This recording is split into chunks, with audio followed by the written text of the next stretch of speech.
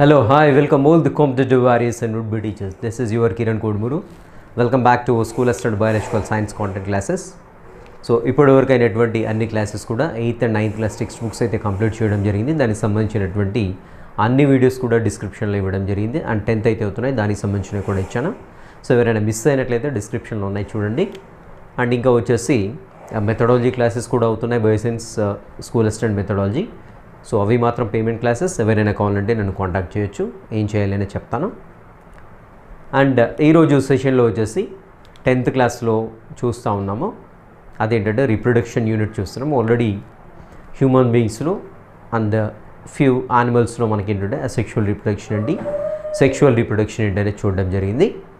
So ఈరోజు వచ్చేసి మనం ఏంటంటే సెక్షువల్ రీప్రొడక్షన్ ఇన్ ప్లాంట్స్ అయితే చూద్దాం.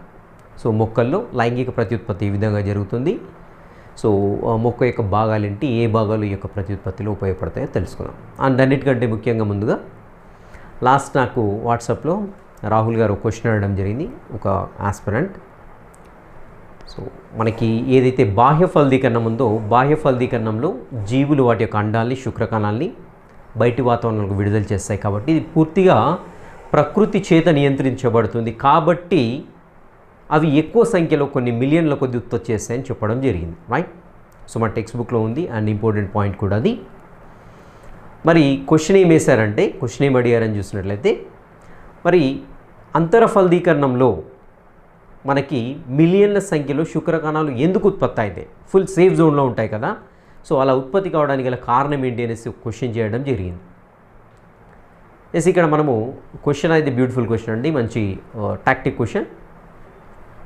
ఇక్కడ అబ్జర్వ్ చేయాల్సింది ఏంటంటే, వన్స్ ఒకసారి మనకు మిలియన్ సంఖ్యలో మనకి ఏంటంటే ఈ యొక్క స్పెర్మటోజోవా రిలీజ్ అయిన తర్వాత ఏమవుతుందంటే అవి ఫాలోపియన్ ట్యూబ్లో ఉన్నటువంటి అండాన్ని రీచ్ కావాలి. సో అలా రీచ్ అయ్యే క్రమంలో ఏంటంటే డైరెక్ట్గా మనకి డిఫరెంట్ కైండ్స్ ఆఫ్ అక్కడ మనకి అట్మాస్ఫియర్స్ని దాటుకుంటూ స్పెర్మ్స్ అనేవి అక్కడికి వెళ్ళాల్సి ఉంటుంది. సో ముందుగా దాంట్లో మనకు వాజినల్ ప్యాసేజ్లో వచ్చేసి మొత్తం అసిడిక్ ఉంటుంది, అసిడిక్ మీడియం. సో అసిడిక్ మీడియంలో చాలా వరకు స్పెర్మ్స్ అవి చనిపోతూ ఉంటాయన్నమాట, రైట్? నెక్స్ట్ వచ్చేసి అవి ట్రావెల్ చేసేటువంటి వే చూసినట్లయితే cervix region. So cervix region మొత్తం కూడా మ్యూకస్ ఉంటుంది. ఈ మ్యూకస్లో ఇంకా కొన్ని అక్కడ థౌజండ్స్ ఆఫ్ స్పెర్మ్స్ అనేవి చనిపోవడం జరుగుతుంది. అండ్ ఇంకా యుట్రస్లోకి ఎంటర్ అవుతాయి. యుట్రస్లో వచ్చేసి మనకి ఏంటంటే హోస్ట్ ఇమ్యూన్ సిస్టమ్, అంటే మదర్ ఇమ్యూన్ సిస్టమ్ ఏం చేస్తుందంటే ఈ స్పెర్మ్స్ని ఫారెన్ బాడీగా ట్రీట్ చేసేసి ఇమ్యూన్ సిస్టమ్ ఫాస్ట్గా రెస్పాండ్ అయ్యి దాంట్లో ఉన్నటువంటి యూట్రస్లోకి ఎంటర్ అయినటువంటి స్పెర్మ్స్ని కూడా చంపేస్తుంది. ఇలా మనకేంటంటే ఈ స్పెర్మ్స్ ప్యాసేజ్లో మనకి ఏమవుతుందంటే వాజినల్ ప్యాసేజ్లో ఎసిడిటీకి చనిపోతాయి. అండ్ సర్విక్స్ రీజియన్లో మనకు వచ్చేసి మ్యూకస్లో చాలా వరకు అతుకొని పోయి చనిపోతుంటాయి. అండ్ యూట్రస్లోకి ఎంటర్ అయిపోయిన తర్వాత మనకు హోస్ట్ ఇమ్యూన్ సిస్టమ్ రెస్పాండ్ అయ్యి ఇమ్యూన్ సిస్టమ్ కూడా యాంటీబాడీస్ ఏమవుతుందంటే స్పెర్మ్స్ని అటాక్ చేసి చంపుతుంది. సో ఇలా మనకి ఇలా వేలో ట్రావెల్ చేసేటప్పుడు ఏంటంటే మోస్ట్ ఆఫ్ ది స్పెర్మ్స్ అనేవి చనిపోవడం జరుగుతుంది. సో కాబట్టి అనేక సంఖ్యలో కొన్ని మిలియన్స్ ఆఫ్ స్పెర్మ్స్ అనేవి రిలీజ్ చేయవలసి ఉంటుంది. ఇది వచ్చేసి దాని ఆన్సర్ అండి, గమనించండి. అండ్ ఈరోజు చూద్దాం ఇంకా. So sexual reproduction in plants. So very simple and very easiest one. So మొక్కలలో లైంగిక ప్రత్యుత్పత్తి.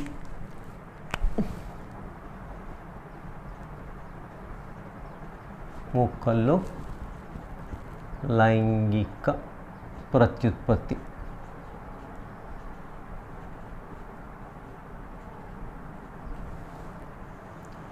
సో మొక్కల్లో లైంగిక ప్రత్యుత్పత్తి ఇంగ్లీష్లో వచ్చేసి సెక్షువల్ రీప్రొడక్షన్. రెప్ అంటే రీప్రొడక్షన్, ఇక్కడ రీప్రొడక్షన్ ఇన్ ప్లాంట్స్, రైట్? మరి మొక్కల్లో ఈ విధంగా మనకు ఈ యొక్క లైంగిక ప్రత్యుత్పత్తి జరుగుతుందని చూసినట్లయితే మొక్కల్లో మనకి రెండు భాగాలుగా విభజిస్తూ ఉంటాం జనరల్గా. మొక్కని శాఖీయ భాగాలు, వెజిటేటివ్ పార్ట్స్ అంటాం. రెండోది వచ్చి సెక్షువల్ పార్ట్స్ అంటాం. లైంగిక భాగాలుగా విభజిస్తాం. మరి శాఖీయ భాగాలు ఏంటి అని చూసినట్లయితే పుష్పం తప్ప మిగిలిన అన్ని భాగాల్ని కూడా శాఖీయ భాగాలుగా చెప్పుకుంటాం. పత్రాలు కావచ్చు, వేరు కావచ్చు, కాండం కావచ్చు, ఇవన్నీ కూడా శాఖీయ భాగాలుగా చెప్పుకుంటాం.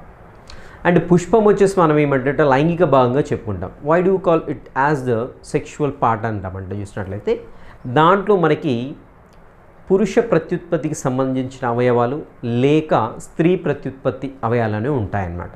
లేదంటే రెండు అయినా ఉండడానికి ఛాన్స్ ఉంటుంది, లేదంటే ఏదైనా ఒకటి ఉండడానికి ఛాన్స్ ఉంటుంది. కాబట్టి పుష్పాన్ని ఏమంటాం మనము లైంగిక భాగాలుగా చెప్పుకుంటూ ఉంటాం. రైట్. మరి ఈ పుష్పాలను చూసినట్లయితే అన్ని పుష్పాలు ఒకే రకంగా ఉంటాయా? సో అన్ని పుష్పాల్లో ఫలదీకరణం ఒకే రకంగా జరుగుతుందా? మరి పుష్పాల్లో ఉండేటువంటి భాగాలు ఏంటి? ఇవన్నీ కూడా చూద్దాం. సో ముందుగా పుష్పాల్లో ఏమేమి భాగాలు ఉంటాయి మనందరికీ తెలిసిందే. రక్షక పత్రాలు ఉంటాయి, ఆకర్షక పత్రాలు అనేవి అడుగు డీటెయిల్స్ ఏం చెప్పాను. సో ఎందుకంటే వెరీ సింపుల్ వన్. సో రక్షక పత్రాలు రక్షిస్తుంటే ఆకర్షక పత్రాలు కీటకాలను మిగిలిన జంతువులను ఆకర్షించడానికి ఉపయోగపడుతూ ఉంటాయి. అండ్ ఇక్కడ వచ్చేసి ఇంకా మనకి ముఖ్యమైనవి ఏంటంటే కేసరావళి మరియు అండకోశం గుర్తుపెట్టుకోండి. అండ్ ఇక్కడ ఇంకొకటి అంశాన్ని గమనించండి. మొత్తము భూమిపైన 2,75,000 మొక్కల జాతులున్నాయి.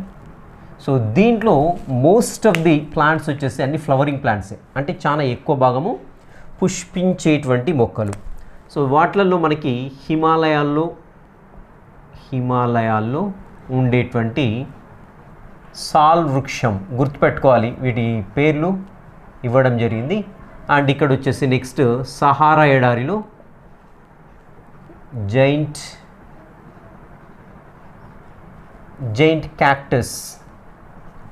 క్యాక్టస్ అనే మొక్క సహారా ఎడారిలో ఉంటుంది. అండ్ ఇంకా వచ్చేసి కొన్ని అడవుల్లో ఉండేటువంటి మొక్కలపైన కొన్ని ఆర్కిడ్స్ అనేవి పెరుగుతుంటాయి. ఇవి గుర్తుపెట్టుకోండి. ఈ మూడైతే ఇవ్వడం జరిగింది. ఆర్కిడ్స్ కానివ్వండి, జైంట్ క్యాక్టస్ కానివ్వండి, సాల్ వృక్షం వెరీ స్పెసిఫిక్గా ఈ మూడింటి గురించి ఇచ్చాడు, అంటే పేర్లను మెన్షన్ చేశారు. ఇవి మూడు కూడా పుష్పించేటువంటి మొక్కలు గుర్తుపెట్టుకోవాలి. రైట్. సో ఇక్కడ చూద్దాం. మనకి పుష్పంలో చూసినట్లయితే మనకి పుష్పంలో స్త్రీ భాగం ఉంటుంది, రైట్, పురుష భాగం ఉండడానికి ఛాన్స్ ఉంది. సో స్త్రీ భాగము, అదేవిధంగా పురుష ప్రత్యుత్పత్తి భాగాలు. రైట్. స్త్రీ ప్రత్యుత్పత్తి భాగాలను వచ్చేసి మనం ఏమంటామంటే అండకోశము అంటాం. సో కార్పెల్ అంటాం ఇంగ్లీష్లో అయితే, రైట్. లేదంటే ఆండ్రూషియం అని కూడా గైనీషియం అని కూడా అంటాం. గైనీషియం లేదంటే కార్పెల్ లేదంటే అండకోశంగా చెప్పుకుంటాం. పురుష ప్రత్యుత్పత్తి భాగాలు వచ్చేసి మనకు తెలిసిందే కేసరావళి, రైట్. సో ఇవి వచ్చేసి స్త్రీ ప్రత్యుత్పత్తి భాగం, ఇది వచ్చేసి పురుష ప్రత్యుత్పత్తి భాగం. సో మరి వీటి యొక్క నిర్మాణాలు ఏ విధంగా ఉంటాయి ఒక్కసారి చూద్దాం మనం వెరీ సింపుల్గా. సో కేసరం చూసినట్లయితే కేసరానికి ఒక స్టాక్ అనేది ఉంటుంది, ఒక వృంతం ఉంటుంది, రైట్. ఇక్కడ వచ్చేసి చిన్న కోశం లాంటి నిర్మాణం ఉంటుంది, దీన్ని పరాగ కోశం అంటాము, ఇంగ్లీష్లో అయితే యాంథర్ అంటాము. ఇది వచ్చేసి మనకి స్టాక్. సో పరాగ కోశంలో మన లంబికలు విభజించబడి ఉంటుంది. సో దీంట్లో వచ్చేసి మనకి ఏంటంటే పరాగ రేణువులు అనేవి ఉంటాయి, రైట్. సో ఎప్పుడైతే ఈ యొక్క పరాగ కోశం మ్యాచ్యూర్ అవుతూ ఉంటుందో పగిలి ఈ యొక్క పరాగ రేణువులు అనేవి బయటికి విడుదల కావడం జరుగుతుంటుంది, రైట్. నెక్స్ట్ వచ్చేసి అండకోశం యొక్క నిర్మాణాన్ని చూసినట్లయితే సో పైన మనకి ఏంటంటే కీలాగ్రం ఉంటుంది. సో ఇది వచ్చేసి కీలాగ్రము. సో దీన్ని వచ్చేసి మనము ఇంగ్లీష్లో స్టిగ్మా అంటాం, రైట్. ఇది వచ్చేసి కీలము, దీన్ని స్టైల్ అంటాం, స్టైల్లో చెప్పుకుంటాము. అండ్ దెన్ క్రింద వచ్చేసి మనకి ఏంటంటే అండాశయం ఉంటుంది, ఇది వచ్చేసి అండాశయం ఉంటుంది, రైట్. సో అండాశయంలో మనకు తెలిసిందే అండాలనే ఉంటాయి. సో అండాశయం ఇంగ్లీష్లో వచ్చేసి ఓవరీ అంటాము, ఓవరీ. సో ఇవి వచ్చేసి మనకి ఓవ్యూల్స్, అండాలు అంటాం. సో ఈ టోటల్ పార్ట్ని వచ్చేసి మనం ఏమంటామంటే అండకోశము అంటాం, గుర్తుపెట్టుకోండి, అండకోశం. This the female reproductive part of the flower, right. అండకోశము అంటాం. ఓకే, అండకోశంలో ఏమేమి ఉన్నాయి? కీలాగ్రం ఉంది, కీలం ఉంది, అండాశయం ఉంది. అండాశయంలో వచ్చేసి మనకి ఏంటంటే అండాలు ఉన్నాయి. సో గుర్తుపెట్టుకోవాలి ఈ సీక్వెన్స్ కంపల్సరీ. అండకోశంలో ఏమున్నాయి? మనకి ఈ యొక్క అన్ని భాగాలు ఉన్నాయి. సో మనకి ఈ ఒక్కొక్కసారి క్వశ్చన్ అడుగుతాడు, అండకోశము, అండాశయము, అండాలు, పిండకోశం అనేది అడగడానికి. వీటిని మొత్తం కూడా ఒక సీక్వెన్స్లో అరేంజ్ చేయమంటాడు, అప్పుడు కన్ఫ్యూజ్ కావడానికి ఛాన్స్ ఉంటుంది. సో అండకోశంలో ఒక భాగం ఏంటి? అండాశయం. అండాశయంలో భాగం ఏంటి? అండం. అండంలో భాగం ఏంటి అని చూసినట్లయితే ఎంబ్రియానిక్ సాక్ ఉంటుంది, పిండకోశం ఉంటుంది. తర్వాత చూద్దాం అది ఏంటి అనేది, రైట్. సో ఇది వచ్చేసి కంప్లీట్గా మనకి ఏంటంటే అండకోశం యొక్క నిర్మాణం కంప్లీట్గా స్త్రీ ప్రత్యుత్పత్తి భాగంగా చెప్పుకుంటాము. దీన్ని గైనీషియం అంటాం. దీన్ని వచ్చేసి పురుష ప్రత్యుత్పత్తి భాగంలో వచ్చేసి ఆండ్రూషియంగా చెప్పుకుంటాం. ఓకే, సో ఫస్ట్ వచ్చేసి స్టిగ్మా యొక్క పని ఏంటి, కీలాగ్రం యొక్క పని ఏంటి అని చూసినట్టయితే పరాగరేణువులు రిసీవ్ చేసుకొని ఈ యొక్క లోపలికి పంపించడానికి మనకి కీలాగ్రం అనేది ఉపయోగపడుతుంది. కీలాగ్రం పైన మనకి చక్కెర వంటి పదార్థం ఉత్పత్తి అవుతుంది. పరాగ రేణువు ఎప్పుడైతే కీలాగ్రం పైన పడుతుందో అది మొలకెత్తడానికి, జర్మినేట్ కావడానికి కావాల్సిన పోషకాలన్నీ కూడా కీలాగ్రం నుంచే అందుతుంటాయి. That is the function of the stigma. And second one is the style. So style ఏమవుతుందంటే మనకి ఇది చిన్న పైప్ లాగా ఉంటుంది. సో మొలకెత్తినటువంటి పరాగరేణువు ఏదైతే ఉందో ఆ పరాగనాళం క్రింది వరకు ప్రయాణించడానికి, అండాశయం వరకు ప్రయాణించడానికి కావాల్సినటువంటి ప్యాసేజ్ని ఈ యొక్క స్టైల్ అనేది ఇస్తూ ఉంటుంది. మరి ఎందుకు సార్ ఇక్కడ ఏం పని కావట్లేదు, కీలం ఎందుకు ఇంత పెద్దగా ఉండడం అవసరమా? సో డైరెక్ట్గా ఇది ఉంటే ఇక్కడ పడి మొలకెత్తే డైరెక్ట్గా అండాశయంలోకి వెళ్తున్న డౌట్ రావచ్చు. బట్ ఇక్కడ ఏంటంటే సో ఈ అండాశయం వచ్చేసి కంప్లీట్ ప్రొటెక్టివ్ జోన్లో ఉంటుంది. గుర్తుపెట్టుకోండి, ఎక్కడ ఉంటుంది? రక్షక పత్రం యొక్క పీఠ భాగం పైన ఉంటుంది. అక్కడ రక్షక పత్రాలు ఎక్కడ ఉంటే మనకు ఏమంటాం, పుష్పాసనం అంటాం. సో రక్షక పత్రం పైన మనకి అండాశయం ఉంటుంది. అంటే ఫ్లవర్ యొక్క మధ్య భాగం లోపల ఉంటుంది అండాశయం. ఓకేనా? సో మనకి ఇక్కడ ఏం పని లేనప్పుడు ఇది ఎందుకు డైరెక్ట్గా కీలాగ్రం ఉండొచ్చు, ఇక్కడ డైరెక్ట్ ఇలా ఉండొచ్చు కదా అని డౌట్ రావచ్చు మీకు. ఇక్కడ సో ఇక్కడే కీలాగ్రం ఉండొచ్చు కదా, ఎందుకు ఇక్కడ నుంచి ఇక్కడ కష్టపడి పరాగనాలు లోపలికి వెళ్ళాలని డౌట్. మేబీ ఇక్కడ ఏంటంటే మనకి సో కీలాగ్రం పైన పరాగరేణువులు పడాలంటే కీలాగ్రం పైన ఉండాలి. సో పైన ఉన్నట్లయితే ఏంటి, ఇక కీటకాలు ఆకర్షించబడతాయి. అదేవిధంగా గాలిలా సోకినప్పుడు గాలి ద్వారా ప్రయాణించడం పరాగరేణులు అక్కడ పడడానికి ఛాన్స్ ఉంది. అండ్ చిన్న చిన్న ఏవైనా పక్షులు ఉన్నట్లయితే వాటిని మామూలుగా మకరందం పీల్చుకోవడానికి వస్తూ ఉంటాయి. సో వాటికి ఎక్స్పోజ్ కావడానికి ఛాన్స్, ఎక్స్పోజ్ కావాలి, ఫర్టిలైజేషన్ కావాలంటే ఎక్స్పోజ్ కావాలి. సో ఎక్స్పోజర్ కోసం ఏంటంటే ఈ కీలం అనేది ఏర్పడింది, ఈ కీలాగ్రాన్ని బయటికి కనపడేటట్టుగా చేస్తుంది. That is one of the adaptations, గుర్తుపెట్టుకోండి, రైట్? సో ఇది వచ్చేసి మనకి కీలం యొక్క పని. నెక్స్ట్ అండాశయం ఏంటంటే ఫ్యూచర్లో ఫలంగా మారుతుంది, గుర్తుపెట్టుకోవాలి. అండాశయం అనేది ఫ్యూచర్లో ఫలంగా మారిపోతుంది. నెక్స్ట్ అండాలు ఏవైతే ఉన్నాయో ఓవ్యూల్స్ అంటున్నాను ఇక్కడ, ఇవి వచ్చేసి ఫ్యూచర్లో ఈ ఫలంలో ఉండేటువంటి సీడ్స్గా ఏర్పడతాయి, బీజాలుగా ఏర్పడుతుంటాయి. ఇది వచ్చేసి కంప్లీట్గా మనకి అండకోశం యొక్క నిర్మాణం, రైట్? సో ఇక్కడ చూద్దాం, మనకి ఈ పుష్పాలు చూసినట్లయితే రెండు రకాలుగా ఉంటాయి. ఒకటి వచ్చేసి యూనిసెక్సువల్ ఫ్లవర్స్ అంటాం, ఏకలింగ పుష్పాలు అంటాం, యూనిసెక్షువల్ ఫ్లవర్స్ అంటాం. రెండోది వచ్చేసేమో మనకి ద్విలింగ పుష్పాలు. సో ఇవి వచ్చేసి బైసెక్షువల్ ఫ్లవర్స్ అంటాం. మనకు తెలిసిందే యూనిసెక్షువల్ ఫ్లవర్ అంటే ఇక్కడ వచ్చేసి మనకి ఏదైనా ఒకటి మాత్రమే ఉంటుంది, పురుష ప్రత్యుత్పత్తి అవయవాల లేదంటే స్త్రీ ప్రత్యుత్పత్తి అవయవాల, ఈ రెండిట్లో ఏదైనా అంటే ఉంటే కేసరవాల్ అని ఉంటుంది, లేకుంటే అండకోశం అని ఉంటుంది. అలా ఉన్నట్లయితే such flowers are called unisexual flowers. దీనికి ఎగ్జాంపుల్స్ కంపల్సరీ గుర్తుపెట్టుకోండి, టెక్స్ట్ బుక్లో ఇవ్వడం జరిగింది. ఒకటి వచ్చేసి సొర, అదేవిధంగా బొప్పాయి లేదంటే పుప్పడి పండు అంటుంటాం కదా, పుప్పడి చెట్టు, సొర పుష్పాలు అనేవి ఇవి కంప్లీట్గా మనకి ఏకలింగ పుష్పాలు. వీటిల్లో మనకి కేసరవల్ లేదంటే అండకోశం మాత్రమే ఉంటుంది. నెక్స్ట్ ద్విలింగ పుష్పాలకు కూడా ఎగ్జాంపుల్ ఇవ్వబడింది, గుర్తుపెట్టుకోండి. అది వచ్చేసి ఉమ్మెత్త. జనరల్గా మనం పిల్లలకి ఈ ఉమ్మెత్త పుష్పాన్ని ఎగ్జాంపుల్గా తీసుకొని చూపిస్తుంటాం. ఎందుకు ఎగ్జాంపుల్గా తీసుకుంటామంటే మనకి సో ఇక్కడ నెంబర్ ఆఫ్ స్టేజెస్ అనేవి ఈజీగా అవైలబుల్గా ఉంటాయి. సో అండాశయం పెద్దగా ఉంటుంది, సో పుష్పం అనేది పెద్దగా ఉంటుంది, చూపించడానికి ఈజీగా ఉంటుంది. కేసరాలు కూడా చాలా పెద్దగా ఉంటాయి కాబట్టి చూపించడం ఈజీ పిల్లలకు. కాబట్టి దీన్ని మనం ఏంటంటే తీసుకొని పిల్లలకి ఎగ్జాంపుల్గా చూపిస్తుంటాం అన్నమాట. సో ఇది వచ్చేసి ఏకలింగ అండ్ ద్విలింగ పుష్పాలు. అండ్ ఇక్కడ వచ్చేసి చూడండి, ఇంకా మనకి ఫలదీకరణం ఉంటుంది. సో ఫలదీకరణం అంటే మనకు తెలిసింది. సో ఫలదీకరణం అంటే పురుష కేంద్రకం స్త్రీ బీజ కేంద్రకంతో కలవడాన్ని ఫలదీకరణంగా చెప్పుకుంటాం. ఫలితంగా మనకి సంయుక్త బీజం అనేది ఏర్పడుతూ ఉంటుంది. సో ఇక్కడ మనకి ఈ పాలినేషన్ అంటాం, సో పరాగ సంపర్కం అంటాం దీన్ని, పరాగ సంపర్కం. సో పరాగ సంపర్కం కూడా మనకి స్వపరాగ సంపర్కం ఉంటుంది, పరపరాగ సంపర్కం ఉంటుంది. స్వపరాగ సంపర్కం. నెక్స్ట్ వచ్చేసి పరపరాగ సంపర్కం.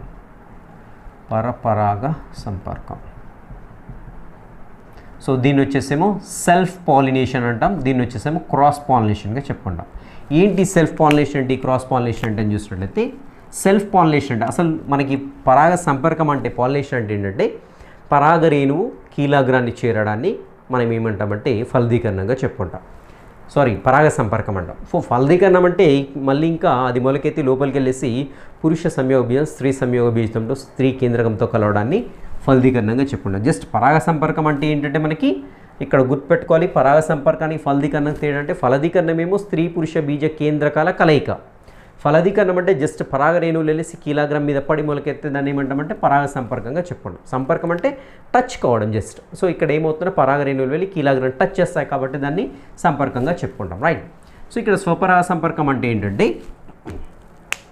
ఒక పుష్పంలో ఉండేటువంటి పరాగ రేణువులు ఏవైతే ఉన్నాయో అదే పుష్పం లేదంటే ఆ మొక్కకు చెందినటువంటి వేరొక పుష్పం యొక్క కీలాగ్రాన్ని చేరితే దాన్ని స్వపరాగ సంపర్కంగా చెప్పుకుంటాం. గుర్తుపెట్టుకోవాలి. సో ఇది ఒక మొక్కలో మాత్రమే జరుగుతుంది, అందుకే దాన్ని ఏమంటున్నాం స్వ అంటున్నాము ఒకటే. అండ్ ఇక్కడ వచ్చేసి పరాపరాగ సంపర్కం అంటే క్వైట్ ఆపోజిట్ ఇక్కడ మనకి. సో ఒక మొక్కకు చెందినటువంటి పరాగరేణువులు వేరే మొక్కకు చెందినటువంటి అదే జాతి ఉండాలి కంపల్సరీ. వేరే మొక్కకు అదే జాతికి చెందినటువంటి వేరే మొక్క యొక్క పుష్పంలోని కీలాగ్రాన్ని చేరితే దాన్ని ఏమంటామంటే పరపరాగ సంపర్కంగా చెప్పుకుంటూ ఉంటాం. సో సాధారణంగా స్వపరాగ సంపర్కంకి ఎగ్జాంపుల్ అనేది ఒకటి ఇవ్వడం జరిగింది. ఒకసారి గుర్తుపెట్టుకోండి, దాన్ని బఠానీ మొక్క ఎగ్జాంపుల్గా ఇవ్వడం జరిగింది, రైట్. సో ఇక్కడ ఆత్మపరాగ సంపర్కం కూడా ఉంటుంది ఇంకా దీంట్లో. స్వపరాగ సంపర్కం అదేవిధంగా ఆత్మపరాగ సంపర్కం. ఆత్మపరాగ సంపర్కం ఒకటే ఫ్లవర్లో జరుగుతుంటుంది, అదే ఫ్లవర్లో ఉండేటువంటి పరాగరేణులో అదే ఫ్లవర్లో ఉండేటువంటి కీలాగ్రం. స్వపరాగ సంపర్కం అంటే అదే ఫ్లవర్లో ఉండేటువంటి పరాగరేణువులు ఆ ఫ్లవర్లో ఉండేటువంటి కీలాగ్రాన్ని చేరొచ్చు, లేదంటే ఆ మొక్కకు చెందినటువంటి వేరొక పుష్పం యొక్క కీలాగ్రం. అంటే ఒక మొక్కలోనే జరిగితే స్వపరాగ సంపర్కం, ఒకే పుష్పంలో జరిగితే ఆత్మపరాగ సంపర్కం, రైట్. గుర్తుపెట్టుకోండి. అండ్ పరపరాగ సంపర్కం వచ్చేసి వేరే మొక్క యొక్క పుష్పంలో ఉండేటువంటి కీలాగ్రాన్ని పరాగరేణువులు చేరతాయి. సో అవి ఇక్కడ క్లియర్ డిఫరెన్సెస్ గుర్తుపెట్టుకోవాలి. అండ్ ఇక్కడ నెక్స్ట్ వచ్చేసి ఫలదీకరణం ఏ విధంగా జరుగుతుందో చూద్దాం. నెక్స్ట్ అంతకంటే ముందు ఒక అంశం అయితే చూద్దాము. మనకి పరాగరేణు యొక్క స్ట్రక్చర్ ఏ విధంగా ఉంటుందని చూసినట్లయితే పరాగరేణు దాని యొక్క పై భాగంలో చూసినట్లయితే పరాగకోశంలో మొత్తం కూడా పరాగరేణువులు అనేవి కొన్ని ప్లెంటీ ఆఫ్ నెంబర్లో ఏర్పడడం జరుగుతుంది.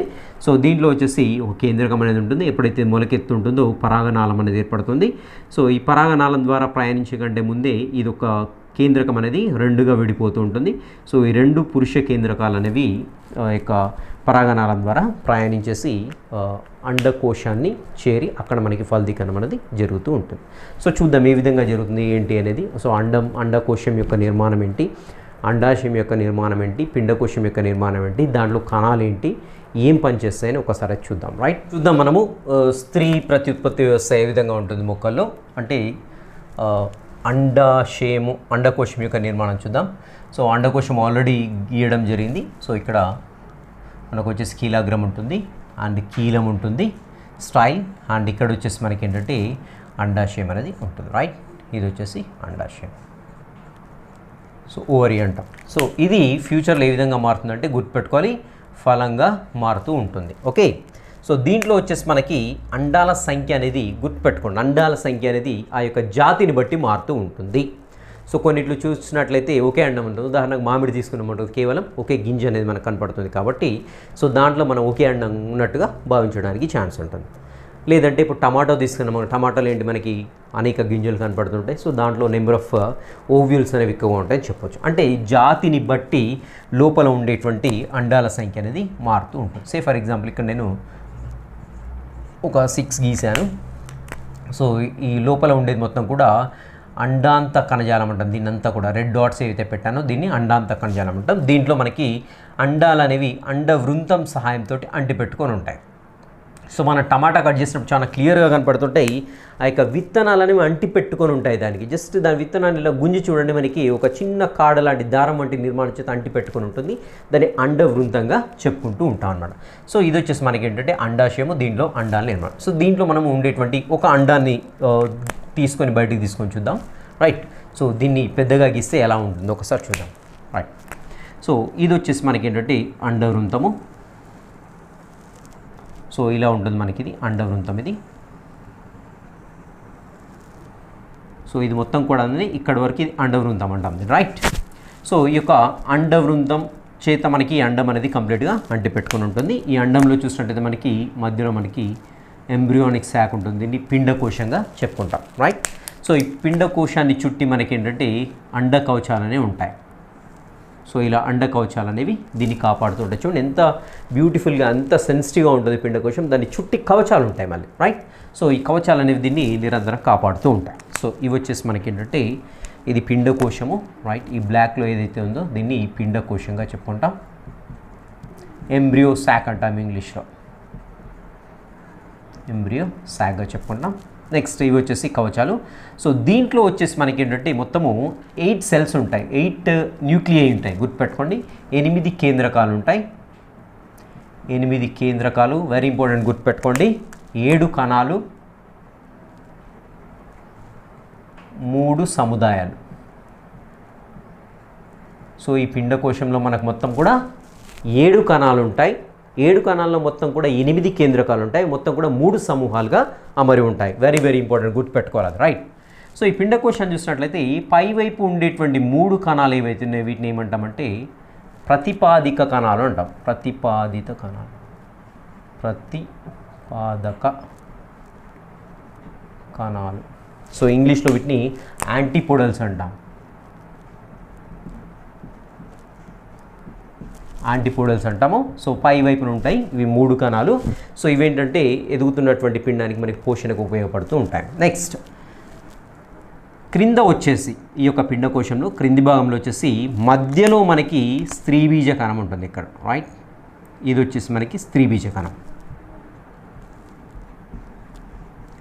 స్త్రీబీజ కణం, రైట్. నెక్స్ట్ దీనికి అటువైపు ఇటువైపు 2 కణాలు ఉంటాయి. వీటిని సహాయక కణాలు అంటాం. సో ఈ బ్లాక్ ఏవైతే ఉన్నాయో ఇక్కడ వీటిని సహాయక కణాలు అంటాం.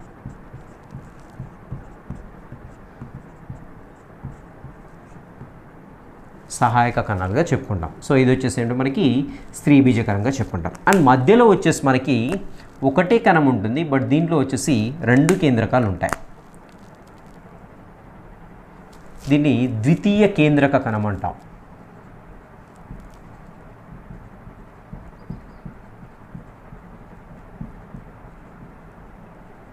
లేదంటే దీన్ని సెంట్రల్ సెల్ అంటాం. వాటిలో ఉండే వాటిని పోలార్ న్యూక్లియై అంటాం ఇంగ్లీష్లో అయితే. సో ఇది వచ్చేసి మనకి పిండకోశం యొక్క నిర్మాణం. సో పిండకోశంలో గుర్తుపెట్టుకోండి 8 కేంద్రకాలు ఉంటాయి, 7 కణాలు ఉంటాయి, 3 సముదాయాలు మరి ఉంటాయి. చూడండి ఇదొక సముదాయం, ఇదొక సముదాయం, ఇదొక సముదాయం. 3 సముదాయాల్లో 8 కేంద్రకాలు ఉన్నాయి. పైన 3 కేంద్రకాలు, మధ్య కణంలో వచ్చేసి కేంద్ర కణం అంటాం దీన్ని. దీంట్లో వచ్చేసి మనకి ఏంటంటే 2 కేంద్రకాలు ఉంటాయి.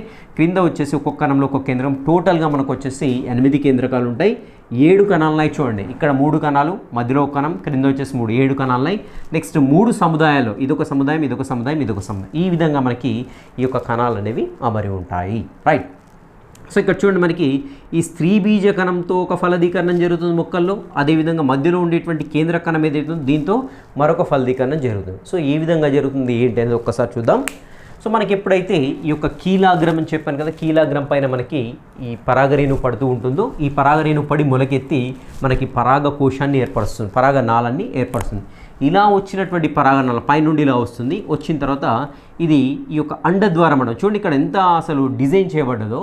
ఈ అండ కవచాలు దీన్ని రక్షించడానికి ఉన్నాయి. ఇక్కడ మనకి ఏంటి పిండకోశాన్ని రక్షించడం, ఎందుకు స్మూత్గా ఉంది కాబట్టి. సో అండ కవచాలు అనేవి గట్టిగా ఉంటాయి. మరి పిండకోశం చుట్టూ మొత్తం కూడా అండ కవచాలు ఉన్నాయి అనుకోండి, అలాగే రక్షించడం కోసం ఏమవుతుంది, పరాగనాళం లోపలికి ప్రవేశించలేదు. సో ఫలదీకరణం అనేది జరగదు. సో అందుకనే చూడండి ఎంత బ్యూటిఫుల్గా అక్కడ డిజైన్ చేయబడింది ఆ స్ట్రక్చరు. ఇక్కడ అండ కవచాలు ఏవైతేనో దీన్ని పూర్తిగా ఆవహించలేదు. చూడండి ఇక్కడ ఇక్కడ ఇక్కడ ఆవహించున్నాయి, బట్ ఇక్కడ క్రింద వచ్చేసి ఖాళీగా ఉన్నాయి. సో అలా డిజైన్ చేయబడింది. ఎందుకు డిజైన్ చేయబడిందంటే మనకి ఇక్కడ నుండి వచ్చేటువంటి యొక్క పరాగనాళం ఏదైతే ఉందో, సో ఇక్కడ గీస్తున్నాను నేను ఇలా.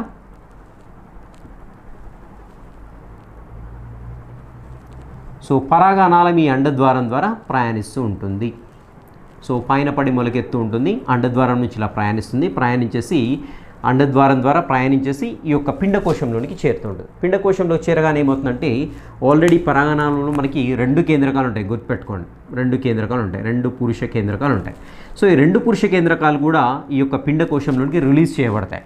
సో రిలీజ్ చేయబడ్డప్పుడు గుర్తుపెట్టుకోవాలి, వెరీ ఇంపార్టెంట్, ఇక్కడ ఒక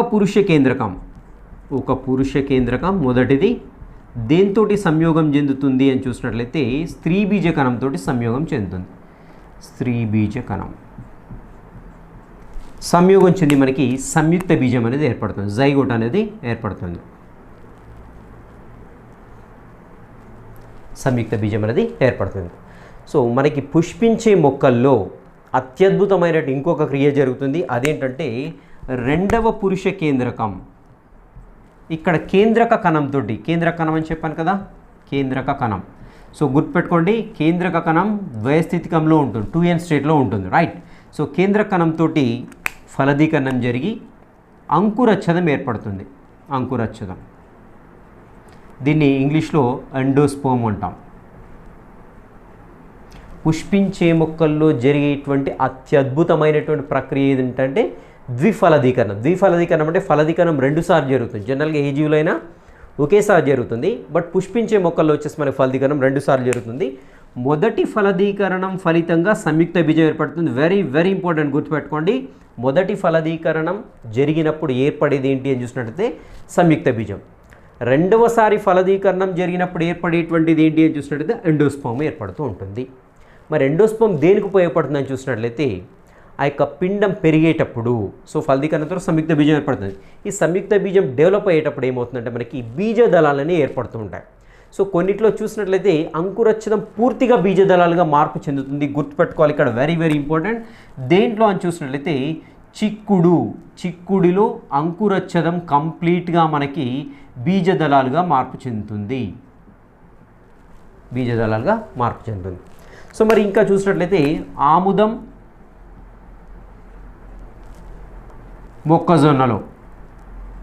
మొక్కజొన్నలో చూసినట్లయితే ఈ అంకురచ్ఛదం అనేది ఈ యొక్క పిండం ఏదైతే ఉందో విత్తనంగా మారే వరకు అంకురచ్ఛదం అలాగే డెవలప్ అవుతూ ఉంటుంది. సో మనకి ఇక్కడ 2 అంశాలు గుర్తుపెట్టుకోవాలి. ఒకటి ఏంటంటే చిక్కుడులో అంకురచ్ఛదం బీజదళాలుగా మార్పు చెందుతుంది. పూర్తి స్థాయిలో అంకురచ్ఛదం వినియోగించబడి బీజదళాలుగా మార్పు చెందుతుంది. వేరాజ్ ఇక్కడ ఆముదం మరియు మొక్కజొన్నలో ఏంటంటే మనకి ఈ పిండం అనేది విత్తనంగా మారే వరకు అంకురచ్ఛదం డెవలప్ అవుతూ ఉంటుంది, దానికి సపోర్టివ్గా ఉంటుంది. ఇవి 2 ఎగ్జాంపుల్స్ కంపల్సరీ గుర్తుపెట్టుకోండి. సో ఈ విధంగా మనకి ఏంటంటే అంకురచ్ఛదం అనేది ఆ యొక్క మొక్క డెవలప్ కావడానికి ఉపయోగపడుతూ ఉంటుంది, రైట్. సో ఈ విధంగా మనకి ఆవృత బీజ మొక్కల్లో, పుష్పించే మొక్కల్లో ఈ విధంగా ఫలదీకరణం అనేది జరుగుతూ ఉంటుంది. ఎప్పుడైతే మనకి అనుకూల పరిస్థితులు ఉంటాయో ఈ యొక్క గింజ లేదంటే బీజం అనేది మొలకెత్తు ఉంటుంది. సో మొలకెత్తిన తర్వాత మొదటగా ఏర్పడేది వచ్చేసి మనకి ప్రథమ మూలంగా చెప్పుకుంటాం. ప్రథమ మూలము, రాడికిల్ అంటాం దీన్ని. ఓకే, నెక్స్ట్ వచ్చేసి